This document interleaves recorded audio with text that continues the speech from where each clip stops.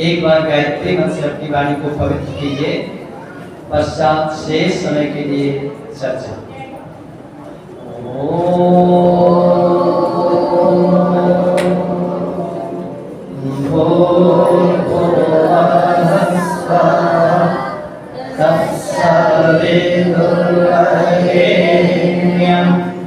भर्गो देवस्य धीमहि धियो यो नः प्रचोदयात्। ॐ यतो यतः समेनसे ततो नो अभयं कुरु। शन्नः कुरु प्रजाभ्यो अभयं न पशुभ्यः। ॐ यो भूतं च भव्यं च सर्वं यश्चाधितिष्ठति स्वर्यस्य च केवलं तस्मै ज्येष्ठाय ब्रह्मणे नमः। तस्मै ज्येष्ठाय ब्रह्मणे नमः। इस मध्याह्नकालीन सभा जो वर्तमान है उसके सम्मानीय सभाध्यक्ष अवनीश जी आए और मंच का कुशल संचालन कर रहे डॉक्टर मोचन जी।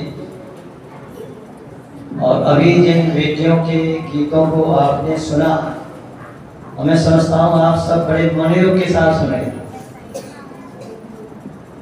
मनोयोग के साथ सुन रहे थे, समझ में भी आ रहा था। इस प्रकार की बेटियां तैयार होनी चाहिए और वो केवल गुरुकुलों में होती है। इस तरह की बेटियों ने अलग जगाया है और उन्होंने आपकी महिमा को बताया। ऐसी विद्या आर्या रुक्मिणी जी और इससे पूर्व ऋचा जी हमारे बीच में ऋचाओं का पाठ करके इस समय अनुपस्थित है। उन्होंने जाना था दूर। और आर्य समाज के समस्त पदाधिकारीगण और विभिन्न समाजों से समागत पदाधिकारी एवं सदस्य सभासदगण, स्त्री आर्य समाज के समस्त पदाधिकारी एवं मातृशक्ति, आपकी संख्या इससे कम नहीं है, अच्छी है और वकालत भी आपकी हो रही है। क्यों? अभी विद्यार्थी आपकी तो वकालत कर रही। वास्तव में आपने जो कीर्तिमान स्थापित किया है, इतिहास बनाया है, उसमें सर्वोपरि भूमिका आपकी रही है। स्वामी महाराज ने मुक्त कंठ से प्रशंसा की है, सत्याप्रकाश पढ़ना चाहिए।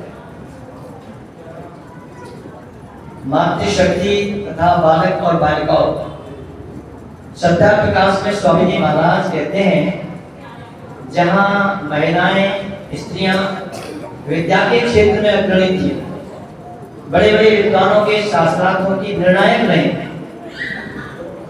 वहां पर क्षत्रिय की कमी नहीं है। वैसे महिलाओं के लिए आयुर्वेद का ज्ञान तो अनिवार्य बताया। सत्याप्रकाश के तीसरे समास को आप पढ़ेंगे तो पता चलेगा। व्याकरण आदि शास्त्रों का भी ज्ञान हो, इसके साथ साथ वैदिक विद्या का अवश्य ज्ञान हो, क्योंकि सारे परिवार का स्वास्थ्य उनके ऊपर निर्भर है। जब हमारा शरीर ठीक है तो शास्त्रीय वचन आपके सामने रख रहा हूं, शरीर माध्यम खल धर्म साधनम। यदि हम धर्म की साधना करना चाहते हैं तो हमारा शरीर हृष्ट पुष्ट होना चाहिए कि नहीं होना चाहिए। और इतना ही नहीं, वज्रान बड़ी हनुमान का जैसा शरीर था। वेद में प्रार्थना की गई, अश्वान बहुत तेज नहीं, हे मनुष्य तेरा शरीर, अश्वान कहते हैं पत्थर को, पत्थर के समान दृढ़ हो, मजबूत हो। और इसको मजबूती प्रदान करने के लिए, बच्चों को शुभ संस्कार देने के लिए, वीरत्व जगाने के लिए मातृशक्ति की आवश्यकता है। जिस प्रकार से माता सीता ने महर्षि वाल्मीकि के आश्रम में रह करके लव कुश को तैयार किया। जिन मर्यादा पुरुषोत्तम श्री राम की सेना ने युद्ध भूमि में अपना कौशल दिखाया और रावण का अंत कर दिया। और जब चक्रवर्ती सम्राट मर्यादा पुरुषोत्तम श्री राम बने तो कहते हैं अश्वमेध यज्ञ किया, और अश्वमेध का घोड़ा भी छोड़ा, उस पर लिखा हुआ था चुनौती स्वीकार करो। घोड़ा बहुत सुंदर सुसज्जित, दोनों बच्चों ने पकड़ लिया। आपने देखा ही होगा रामायण के सीरियल में। और जितनी सेना थी श्री राम की, चाहे वो हनुमान जी हो चाहे अन्य कोई बंदी हो, सबको बंदी बना लिया। और जब सवारी के सारे परामुख हो गए तो श्री राम स्वयं आए शांति बनकर। और अगर सीता ने नहीं रोका होता तो राम भी बचने वाले नहीं थे। उनको तो पता ही नहीं चला श्री राम को कि ये मेरे पुत्र वही है जो पिता से कम दूनी अवस्था को अपने को बढ़ा देता है, चाहे धन की दृष्टि हो, चाहे विद्या की दृष्टि हो, चाहे बल की दृष्टि हो। क्योंकि एक तो अपना स्वयं का माता पिता का अपना बल होता है, और उसको दूना कर दे तो वो पुत्र ही नहीं सुपुत्र है। एक बार सरल सा उदाहरण दे रहा हूं। एक गिलास है, मान लो गणित के आधार पर माना कि गिलास है, उल्टा रखा है। अच्छा वर्षा हो तो बोलो उसमें पानी आएगा? नहीं आएगा। अच्छा उसको सीधा कर दिया जाए, लेकिन उसमें पूरा कर भर दिया जाए तो पानी तो आएगा, लेकिन क्या पीने योग्य होगा? जो उल्टा रखा है वो अपात्र है, और जिसमें जल तो आया है पूरा कटकट भरा हुआ है वो कुपात्र है। और इसी गिलास को स्वच्छ करके आप रख दो स्टील के, उसमें जल तो आएगा, लेकिन सामान्य स्थिति में जैसा था वैसा ही बना रहेगा। वो क्या है? पात्र। और यदि स्टील के गिलास की जगह पर तांबे का गिलास हो, क्यों जी? तांबे के गिलास के संबंध में सुना है ना? तांबा का गुण क्या है? पानी के जो उसमें पानी रखा जाता है उसकी गुण वृद्धि कर देता है। तो एक है अपात्र, एक है कुपात्र, एक है पात्र, और जिसमें गुण वृद्धि हो जाती है वो क्या है? सुपात्र। मर्यादा पुरुषोत्तम श्री राम के दोनों बेटे लव और कुश कुपात्र नहीं सुपात्र थे। केवल पात्र ही नहीं सुपात्र थे, और उन सुपात्रों को तैयार करने का श्रेय किसको जाता है? माता सीता को जाता है। लोगों ने एक बड़ी किंवदंती विचित्र बना रखी है कि एक धोबी के कहने से श्री राम ने गर्भवती सीता को घर से बाहर निकाल दिया। ध्यान रखना, मर्यादा पुरुषोत्तम श्री राम धर्म का उल्लंघन नहीं करते कहीं। इस प्रकार की किंवदंतियां गलत जोड़ रखते हैं। श्री राम ने तो गर्भवती सीता को महर्षि वाल्मीकि के आश्रम में ऐसे ही रखा था कि मेरे पुत्र मेरे से कम दूर हो, और हुए कि नहीं हुए? उनको तैयार करने में किसका योगदान था? माता सीता। आपने भी सुना नारियों का गौरव गान करते स्वामी दयानंद महाराज कहते हैं, जहाँ विद्या में ये पारंगत होती थी वहाँ छात्र बल में भी कमी नहीं थी। अगर छात्र बल इनके पास नहीं होता तो राजा दशरथ का युद्ध में साथ देते कैसे देते? या नहीं दिया? सुना होगा। तो आपने दोनों प्रकार से वेद कहता है यत्र ब्रह्मण्य सत्रम च सम्यं च उच्चतासा तम लोकम पुण्य प्रदेशम यत्र देवासा। जिस राष्ट्र में ब्रह्म शक्ति और छात्र शक्ति ये दोनों साथ साथ विचरण करते हैं, ब्रह्म बल भी हो, विद्या का बल हो, और साथ साथ में छात्र बल हो, दोनों ही शक्तियां साथ साथ विचरती हैं, तब लोकम पुण्यम प्रत्यक्षम। उस राष्ट्र को भाग्यशाली समझना चाहिए, पुण्यवान समझना चाहिए। यत्र देवास आज्ञा, ये निश्चित रूप से अग्नि उद्देश्यता को लेकर के चलते हैं। अग्नि का गुण क्या है? ताप। क्यों जी? सर्दी से बचने के लिए व्यक्ति कहाँ जाता है? सर्दी में अग्नि का आश्रय लेता है कि नहीं? और जैसे जैसे अग्नि के समीप पहुंचता है उसको ऊष्मा प्रदान करती है, अग्नि उष्णता देती है, और जो उसका शीत है वो निवृत्त हो जाता है। हो जाता है कि नहीं हो जाता? ये अग्नि का गुण है। और अग्नि सूर्य का प्रतिनिधि है। अग्नि क्या है? पृथ्वी पर सूर्य का प्रतिनिधि। अच्छा, प्रातः काल की जब आहुतियां आप देते तो कौन सा मंत्र बोलते हैं? किन मंत्रों को बोलते हो? सूर्यो ज्योति ज्योति सूर्या स्वाहा। और सायंकालीन आते हैं जब देखें तब कमजोर का कोई साथी नहीं होता। इसने भी समझा यही कमजोर है सबसे। क्यों जी, ये चली गई। अब देखो विद्या जी के समय में नहीं गई, ऋचा जी के समय में नहीं गई, और मेरे बोलते ही और जैसे ही बात बहुत ही अच्छे पड़ाव पर पहुंची थी, इसने कहा हम तुझे धोखा दे दें, तो कमज़ोर है। क्यों नहीं? अच्छा, कमज़ोर का साथ देना चाहिए कि नहीं? आने वाली है, कोई चिंता की बात नहीं है। आवाज़ आ रही है कुछ? महर्षि प्रवरदेव दयानंद ने आकर के हमको फिर से झकझोरा और हमारी शक्ति को, हमारी ऊर्जा को सूर्य के रूप में तैयार किया। सूर्य का क्या कार्य है? प्रकाश देता है और तेज प्रकाश देता है। अच्छा, सूर्य जो इस समय है, चंद्रम शीतलम लोके, संसार में चंद्र कैसा है बोलो? शीतल, शीतलागति चंद्रमा। और चंदन से भी शीतल कौन है? चंद्रमा का प्रकाश, चंद्र का प्रकाश। और आगे कवि क्या कहता है? चंद्र चंदनयोर मध्य शीतला साधु संगति। इन दोनों के मध्य में सर्वोपरि कोई स्थान प्राप्त करती है तो साधु यानी सज्जनों की संगति प्राप्त करती है। साधु की संगति से जो प्रकाश मिलता है वो बहुत शीतल होता है, हमारे जीवन को शीतलता प्रदान करता है। और आपको शीतलता चाहिए कि नहीं चाहिए? अब भीषण गर्मी में किसकी आशा रखते हो? शीतल चाहिए कि नहीं? अच्छा, कूलर क्या करता है? शीतल हवा देता है। एसी क्या करता है? और शीतलता बढ़ा देता है। चंद्रमा का कार्य है तेज प्रकाश को लेकर के शीतलता में बदल करके लोगों को आनंदित करना। इसलिए चंद्र आधारित धातु से चंद्र शब्द होता है, जिसका तात्पर्य आह्लादित करता है, प्रसन्नता देता है। दोनों का कार्य अपना अपना अलग है। सूर्य को क्या कहते हैं? दिनेश। क्या कहते हैं? जनका स्वामी। और चंद्र को क्या कहते हैं? राकेश। राकेश चंद्र का नाम है कि नहीं? रात माने रात्रि, जो रात्रि का स्वामी है। याद रखना, रात्रि में प्रत्येक वस्तु बढ़ती है। अन्न बढ़ता है कि नहीं? जाकर के देखो गांव, रात्रि बढ़ाती है, वृद्धि करती है। और दिन क्या करता है? दिन उसको पकाता है। चंद्रमा बढ़ाने का कार्य करता है और दिन पकाने का कार्य करता है। वो सूर्य है जो सूर्य पकाता है। अच्छा, मान लो हमारे पास हुई ही कोई वस्तु, तो पकाएगा कैसे? इसलिए चंद्रमा का कार्य है बढ़ाना और सूर्य का कार्य है पुष्टि करना, उसको मजबूत बना देना।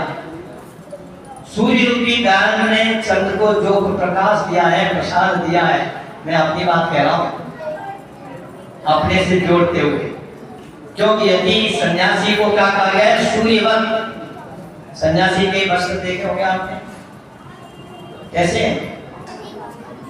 लाल लाल होते हैं। और देख बात एक विशेष प्रणाली है नीति शास्त्र में, संपत्तों से विपत्तों से महता एक रूप था। संपत्ति हो अथवा विपत्ति, दोनों में महान पुरुषों में एक रूपता रहती है, एक रसा रहती है। वो कभी विचलित नहीं होते। उदय संतारक तो शास्त्र में तथा उदय होते सूर्य को देख लेना लाल स्वर्ग होता है और अस्त होते समय एक उदाहरण दिया नीति शास्त्र ने, जिस प्रकार से सूर्य के रंग दोनों, संपत्ति उदय होना, विपत्ति अस्त होना। जब अस्त होने को जाता है, डूबने को हो जाता है, तब भी उदय होता है, तब भी महर्षि वाल्मीकि कहते हैं, वाल्मीकि रामायण ठाकर के पढ़ना, श्री राम के राज्याभिषेक की जब घोषणा हुई तो राम के चेहरे को पढ़ा गया, तो राम के चेहरे पर किसी प्रकार का उत्साह उल्लास दिखाई नहीं दिया। और प्रातःकाल होते ही पता चला राज्याभिषेक नहीं होना, राज्य नहीं होना, वन को जाना है। उस समय भी चेहरे को पढ़ा गया तो श्री राम के चेहरे पर किसी प्रकार की उदासीनता की शिकन मात्र भी नहीं। श्री राम के गुण गाते हो ना, और जय श्री राम बोलते हो तो जय श्री राम बोलते समय राम के चरित्र को पढ़ो। अच्छा बन जाना, आप क्या बनेंगे? राज तिलक होगा, संपत्ति है, और बन को जाना है, विपरीत हो गया सारा का सारा, बदल गया, ताश पलटा पलट गया, भाषा पलट गया कि नहीं? देखिए श्री राम के चेहरे को दोनों अवस्थाओं में पढ़ा गया, दोनों अवस्थाओं में एक रूपता थी, एक रसता थी, किसी भी प्रकार का कोई अंतर नहीं था। अच्छा आज के समय में, आज के समय में स्थिति विचित्र है, उल्टी। जय श्री राम कह रहे हैं उनसे ही पढ़ लेना, पूछ लेना क्यों जी? कहने को तो कहते हैं, देखिए श्री राम का वो गुण के अंदर क्या दिखाई देता है? अरे श्री राम क्यों? अतीत प्रेरणा स्रोत होता है, बता देना चाहता हूँ। अतीत क्या होता है? अतीत माने इतिहास, बीता हुआ काल, वो क्या है? प्रेरणा स्रोत। श्री राम के, योगीराज कृष्ण के, नरसिंह दयानंद के चरित्र से हमको प्रेरणा लेनी चाहिए, वो प्रेरणा स्रोत है। और जैसी जैसी प्रेरणा प्राप्त हो वैसा वैसा हमारा वर्तमान क्रियमान होना चाहिए। अतीत का क्या है? प्रेरणा स्रोत, और वर्तमान क्या है? क्रियमान। और जैसा जैसा वर्तमान का क्रियमान होगा वैसा वैसा भविष्य का निर्माण होगा। अच्छा बोलो, भविष्य का निर्माण करना चाहते हो? हमारा वर्तमान सुधरना चाहिए। मैंने एक दिन बताया भी था, क्या कहते हैं? शांत का भूत भविष्य भी महान है, किंतु संभालो इसे आज जो वर्तमान है। केवल अतीत के ही गुण गाने से कार्य नहीं चलेगा, अतीत से प्रेरणा लेकर के अपने वर्तमान को सुधारना। अभी कहा जा रहा था ना, माताओं ने तैयार किया, माता सीता ने तैयार किया किसको? लव कुश को। और माता कौशल्या ने किसको तैयार किया? श्री राम को। राम कदापि अपने पद से विचलित नहीं हुए। क्या विचलित हुए? और कहा जाता है रामो दृढ़ भाषते, लेना रामायण, रामो दृढ़ भाषते, बार बार हट कर रहा है कौन? भरत। लेकिन श्री राम क्या कहते हैं? भरत क्यों बार बार कह रहे हो? राम और दृढ़ भाषते, राम ने जो कह दिया वो कह दिया। राम ने क्या कह दिया था? भरत लौटाने गए थे, भरत ने बहुत सारी युक्तियां की और कहा अगर मेरे लिए राज्य होता तो परमात्मा कुछ घंटे या कुछ मिनट पहले आपसे मुझे पैदा करता, आप तो बड़े ये अधिकार तो राज्य का किसको है? आपको है। लेकिन श्री राम कहते हैं भरत ये युक्तियां देने की आवश्यकता नहीं है, राम ने जो कह दिया वो कह दिया। और भरत ने क्या कहा था? भरत भी पीछे नहीं है। जहां राम के साथ में मर्यादा पुरुषोत्तम लगता है विशेषण, वहां पर भरत के साथ में क्या लगता है? बोलो, नहीं मालूम। महात्मा भरत, उसने कहा श्री राम के ज्येष्ठ भ्राता के रहते हुए भरत राज सिंहासन पर नहीं बैठेगा। क्या बैठा?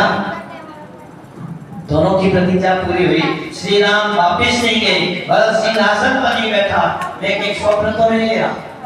रामायण में स्वप्न का बात तो नहीं लिख दी गई, अतिशयोक्ति तो नहीं लिख दिया गया। श्री राम की चरण पादुकाएं राज सिंहासन पर रखी गई और भरत उनके सेवक बनकर के, छोटा भाई बड़े भाई के लिए क्या है? सेवक बनते। मैं तो आपके चरणों का सेवक हूँ, अपनी 4 चरण पादुकाएं दे दो। उसके आधार पर किसी भी प्रकार की अव्यवस्था 14 वर्ष तक भरत में नहीं होने थी। एक समय आया, हम लोग याद करते हैं, आज पढ़ते लोग याद करते हैं, लेकिन कब करते हैं? जब कोई विपत्ति आती है, जब कोई सामने समस्या आ जाती है। समस्या क्या थी? इधर श्री राम और भरत मिलाप था। अब रामलीला क्या नहीं हो रही है? क्यों जी? साथ में तेजी हो रही है। ऐसा भरत मिलाप होगा कि नहीं होगा? और भरत की क्या प्रतिज्ञा थी? अगर थोड़ी सी भी देर कर दी, एक दिन का भी विलंब हो गया तो मैं जीवित नहीं मिलूंगा। और इधर से उनके निकले थे ताजिए मोहर्रम कुछ भी कहे, क्यों निकलते नहीं निकलते, दोनों आमने सामने आ गए। अब ताजिया वाले कहने लगे पहले हम जाएंगे, और राम वाले कहने लगे पहले हम जाएंगे। मजिस्ट्रेट पुलिस आ गई, मजिस्ट्रेट ने कहा सुनो, ये निर्णय तुम कब होगा? जब तुम अपनी अपनी दलीलें दो, जिसकी दलील अच्छी होगी उसको आगे बढ़ने दिया जाएगा, जिसकी कमजोर होगी उसको रोक दिया जाएगा। पंडित बिहारी लाल शास्त्री का विधि आपने तो देखा नहीं होगा, बिहारीलाल शास्त्री, पंडित बिहारी लाल शास्त्री का विधि बरेली वाले लोग पहुंचे उनके पास, पंडित जी बड़ी समस्या आ गई, एक और काजिए हैं और एक और हमारा भरत मिलाप है और हमको रोक दिया गया है, और अगर हमको रोक दिया गया है, विलंब होता है तो भरत जीवित नहीं मिलेगा, ऐसी प्रतिज्ञा है। मजिस्ट्रेट ने कहा अपनी अपनी दलीलें दो, तो इस्लाम जगत के मुल्ला भी पहुंचे मौलाना, उन्होंने अपनी आयतें पढ़ी, हदीस और ये पता नहीं जिन्नावस्था मुर्दावस्था बहुत कुछ चलता है। इसके बाद पंडित जी का नंबर आया, कहिए पंडित जी आप क्या कहते हैं? मजिस्ट्रेट के सामने पंडित बिहारी लाल शास्त्री का विधि क्या कहते हैं? सुनो, ये कादियान जो निकल रहे हैं, जिनको ये दफनाने के लिए ले जा रहे हैं, वो तो मरा हुआ है। अच्छा, दफना किसको जाता है? दफनाया मरे हुए को। आपका न्याय क्या कहता है? एक ओर को मुर्दा है दफनाया जा रहा है, और एक ओर यदि श्री राम को जरा भी विलंब हो गया तो जीवित नहीं बचेगा भरत। आप जीवित को बचाना चाहते हो या मुर्दे को दफनाना चाहते हो? तो मजिस्ट्रेट ने बात को समझा और समझते हुए कहने लगे भरत मिलाप होगा, काजिए बाद में जाते रहेंगे। ये आर्य समाज का विद्वान इस बात को तर्क को देता है और पौराणिक जगत की भी रक्षा करता है। आर्य समाज का विद्वान याद तो आता है, लेकिन आपत्ति आई कभी को याद आया। पंडित बिहारी लाल शास्त्री ने विजय दिलाई और केवल एक ही युक्ति कही और मजिस्ट्रेट को सोचने के लिए मजबूर कर दिया, एक जीवित है और एक मृत है, मृत को बाद में लाया जा सकता है लेकिन जीवित को पहले, और अगर राम भरत से नहीं मिल पाते तो भरत जीवित नहीं मिलेंगे, इसलिए उसको बचाना चाहिए। न्यायाधीश ने भी अच्छा न्याय दिया। कहने का तात्पर्य है महर्षि प्रवर देवदत्त ने ये तर्क शक्ति हमको दी। क्या दिया? याद रखना, अन्य जगह पर चाहे इस्लाम जगत में चले जाओ, ईसाई जगत में चले जाओ, चाहे हमारे अपने बंधु भाई जिसे पौराणिक जगत कहते हैं उसमें चले जाओ, वहां किसी प्रकार का कोई भी तर्क देने का अधिकार है क्या? कोई तर्क देने का अधिकार? तर्क पर प्रतिबद्ध था। दर्शन का प्रमाण देकर के ऋषिगण कहते हैं तर्क है ऋषि। अरे तर्क तो ऋषि है। यस तर्केणां सत्तते स धर्मवेदनेतरा। ये महर्षि मनु ने कहा जो तर्क की कसौटी पर कहीं सही कस जाता है उसका नाम धर्म है। ऐसे वेदोक्त धर्म का यदि किसी ने पुनः हमको उजागर किया है तो महर्षि देवदत्त सरस्वती ने किया है। चाहे वो माताओं का प्रश्न हो, चाहे लोगों का प्रश्न हो, चाहे विधवा का प्रश्न हो।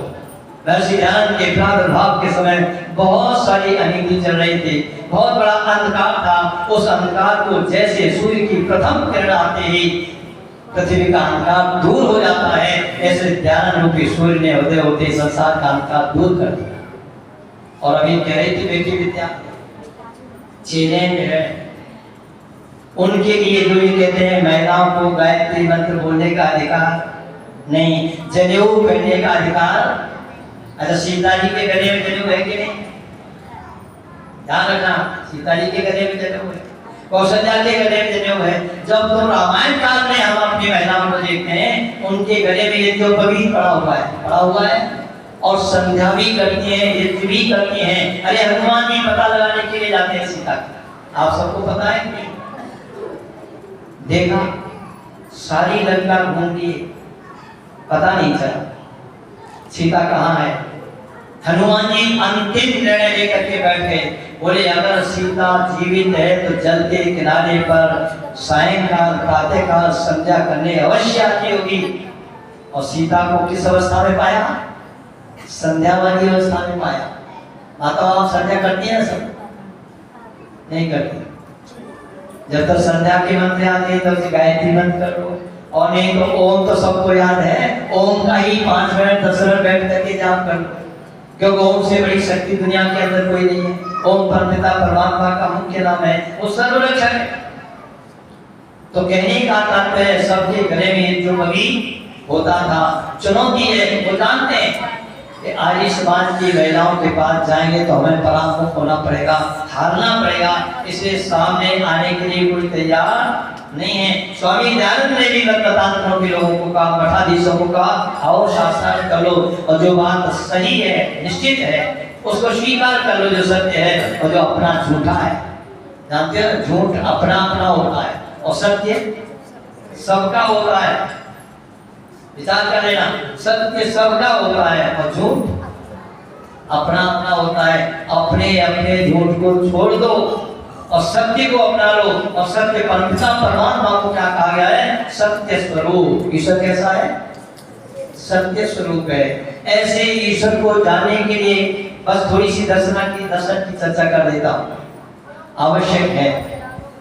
हमारे पास भी दर्शन है, ये पांचों ज्ञानेंद्रियां किसके रूप में? दर्शन के रूप में तो है। दर्शन उसे कहते हैं जो दर्शा देता है, हमको दिखा देता है, प्रत्यक्ष करा देता है। अच्छा, आंखें किसका प्रत्यक्ष कराती है? बोलो। आपके पास आंखें हैं, आंखों से क्या देख रहे हो? रूप। अच्छा, मैं जो बोल रहा हूँ इसको किससे सुन रहे हो? आंखों से, कान से। तो कान शब्द का दर्शन करा रहा है, आंखें रूप का दर्शन करा रही नहीं करा रही। और जो मैं बोल रहा हूं आप कान से उसका दर्शन कर रहे हो कि नहीं? अच्छा, वायु ठंडी है या गर्म चल रही है या बिल्कुल संतुलित है, इसका दर्शन कौन करा रहा है? कौन बता रहा है इसको? हमारी त्वचा, इसे त्वगिंद्रिय कहते हैं। इसके साथ भी सब जुड़ा है। जरा छू कर देखो, कोई वस्तु ठंडी है या गर्म है तो क्या करो? छू कर देखो। कोई व्यक्ति बाहर से बैल बजाता है, जरा सुनकर देखो कौन आ गया। और कोई चीज अच्छी है, खट्टी है, मीठी है, कैसी है, इसको कौन बताएगा? तो व्यक्ति है जिज्ञा नहीं बताएगी। आपकी ये बड़ी भूल है। इसको कहते हैं उभयेंद्रिय। ये क्या है? उभयेंद्रिय। ये जब बोलने का कार्य करती है, बोलने में सहायक है, तो इसका नाम है जिह्वा। पढ़ना बड़ा 4 शिक्षा। और जब ये रस का ज्ञान कराती है उस समय इसका नाम है रसदान। वस्तु एक है, प्रकरण के अनुसार, कार्य के अनुसार नाम 2 है। बोलने के सहायक होने से जिह्वा और रस का ज्ञान कराने से रसना। दोनों चीज एक है कि नहीं? स्वामी दयानंद कहते हैं सत्याप्रकाश के प्रथम समोल्लास में व्यक्ति को प्रकरणित होना चाहिए। प्रकरणित माने जानते हैं ना, प्रकरण का ज्ञान रखने वाला। और उन्होंने उदाहरण किसका दिया है? माता को पढ़ा सत्याप्रकाश किसी ने? पहला समोल्लास जिसने पढ़ा हो? किसी नहीं पढ़ा? पढ़ा तो होगा, क्यों नहीं? सीमा ने आपने पढ़ा है? स्वामी ने उदाहरण क्या दिया है? सैंधव के 2 अर्थ होते हैं, एक घोड़ा, एक नमन। और स्वामी कहता है हे भृत्य तम सैंधव आने, तम सैंधव आने, सैंधव आने। हे सेवक तुम सैंधव लाओ। तो वहां पर सेवक को क्या सोचना पड़ेगा? मालिक ने तो केवल सैंधव कहा है, स्वामी ने अर्थ लेना पड़ेगा कैसे? प्रकरण के अनुसार।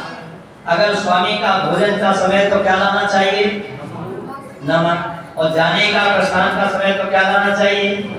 और करते बिक्री भोजन के समय घोड़ा लाके खड़ा करते। और स्वामी कहे ये क्या कर रहे हो? बोले आपने तो कहा था सैंधव मान, सैंधव का तो घोड़ा है। और भोजन के समय पर घोड़ा ले आवे और जाने के समय पर नमक हाथ में रख दे। तो स्वामी क्या कहेगा? अरे तू तो मूर्ख है, प्रकरण को नहीं समझता। स्वामी दयानंद ने प्रकरण का विशेष बल दिया है। मैं आपके सामने निवेदन कर रहा था, स्वामी जी क्या कहते हैं? तू प्रकरणविद नहीं है, ऐसे सेवक को क्या करेगा? निकाल दे। प्रकरण के अनुसार ही अर्थ शब्दों का लेना चाहिए।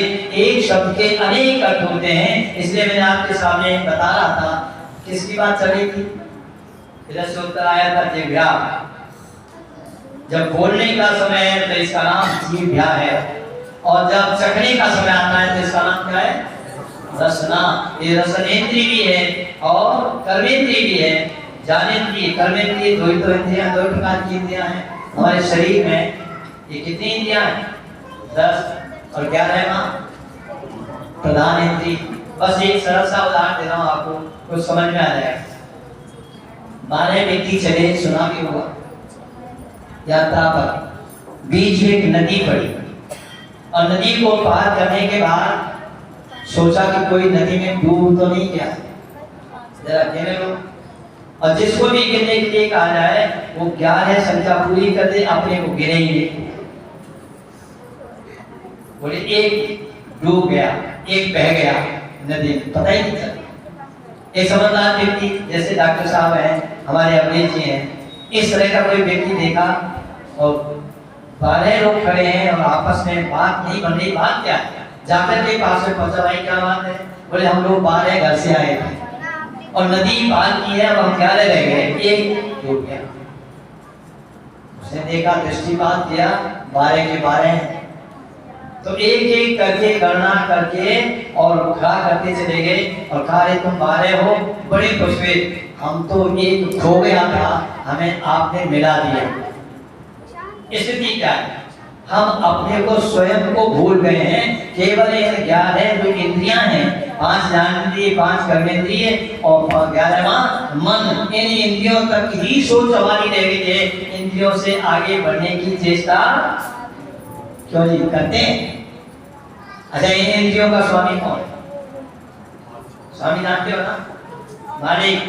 इन इंद्रियों का स्वामी है इंद्र। इंद्र नाम परमात्मा का है जो समस्त संपूर्ण ब्रह्मांड का स्वामी है, और इंद्र नाम जीवात्मा का है जो इंद्रियों का स्वामी है। इस शरीर की 5 ज्ञानेंद्रियां, 5 कर्मेंद्रियां और 11वां मन, इनका जो मालिक है वो कौन है? इंद्र, जीवात्मा। और जीवात्मा इस शरीर रूपी रथ में सवार है। शरीरम रथ में, ये शरीर रथ है और रथ किस लिए होता है? किस लिए होता है? यात्रा करने के लिए, यात्रा पूरी करने के लिए होता है कि नहीं आता?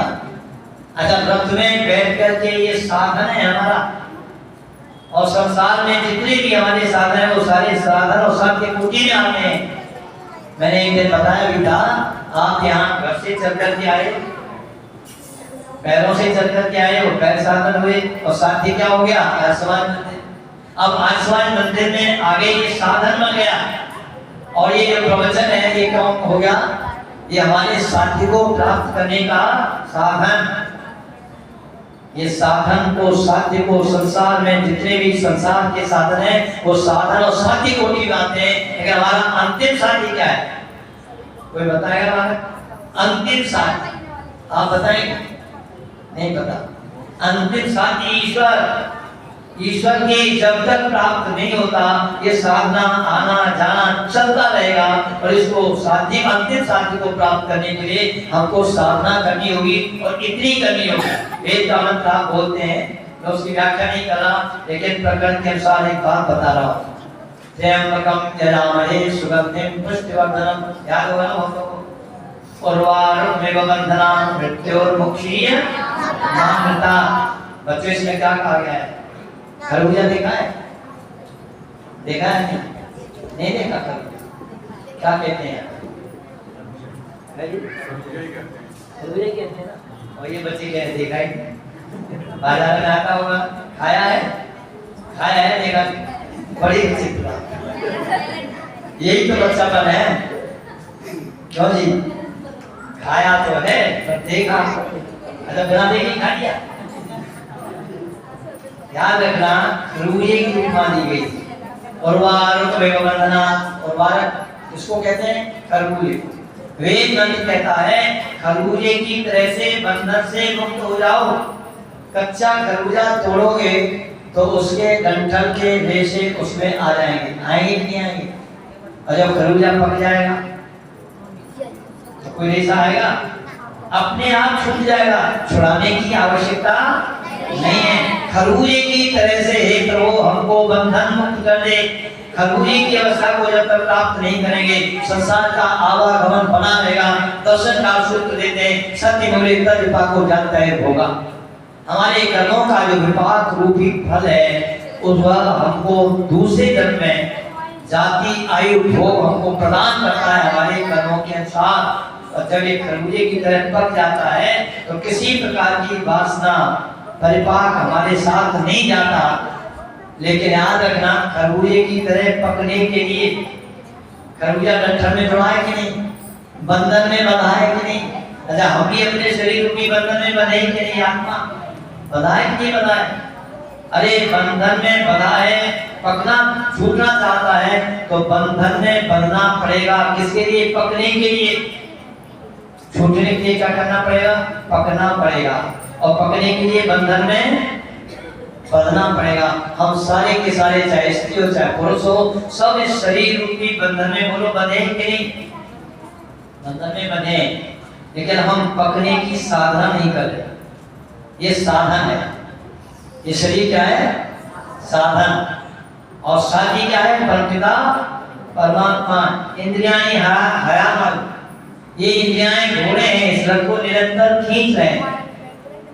प्रणवो धनु शरो यात्मा। प्रणव माने ओम, ओम क्या है? धनुष। और शर माने बाण। बाण कौन है? आत्मा। ब्रह्म का लक्ष्य मुझसे, इस आत्मा का जो लक्ष्य है, अंतिम लक्ष्य को प्राप्त करना है, वो क्या है? ओम ब्रह्म। ब्रह्म का लक्ष्य मुझसे, परमपिता परमात्मा रूपी जो ब्रह्म कहलाता है, वो हमारे जीवन का क्या है? लक्ष्य है। उस लक्ष्य को प्राप्त करने के लिए हमको परमात्मा के द्वारा बताए हुए यम नियम, आसन, प्राणायाम, प्रत्याहार, धारणा, ध्यान और समाधि, इनका योग करना पड़ेगा। दसवीं कहता है, दशरथ क्या कहते हैं? साधना करो। और व्यक्ति साधना नहीं करता, निठल्ला पड़ा हुआ है, बिना प्रसाद के फल प्राप्त करना चाहता है, तो क्या फल प्राप्त हो जाएगा?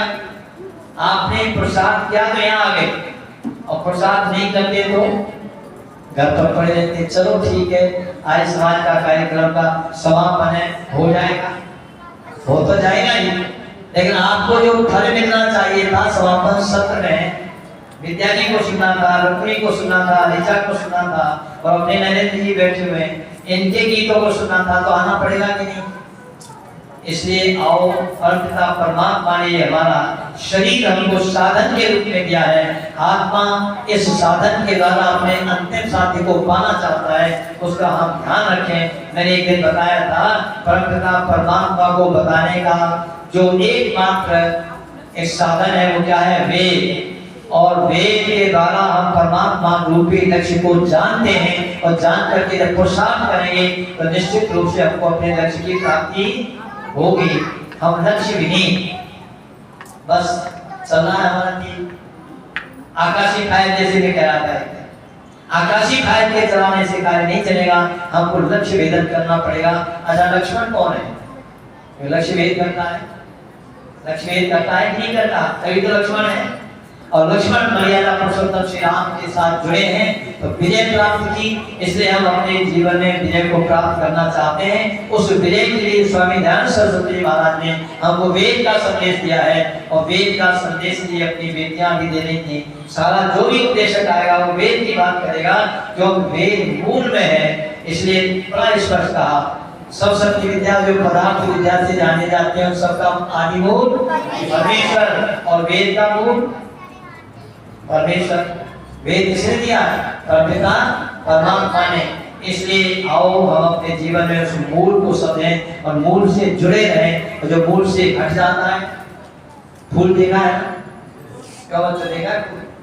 अच्छा, टहनी पर लगा होता है, आंधी तूफान झोंके वर्षा आदि सब आती है, ये सब को सहन करता हुआ गिर जाता है, फिर खड़ा हो जाता है। और टहनी से हटा दो तो जैसे ही टहनी से हटा दोगे सूखना आरंभ हो जाएगा, अंततः सत्ता ही समाप्त हो जाएगी। इसलिए अपनी सत्ता को कायम रखने के लिए हमें मूल से जुड़ना होगा।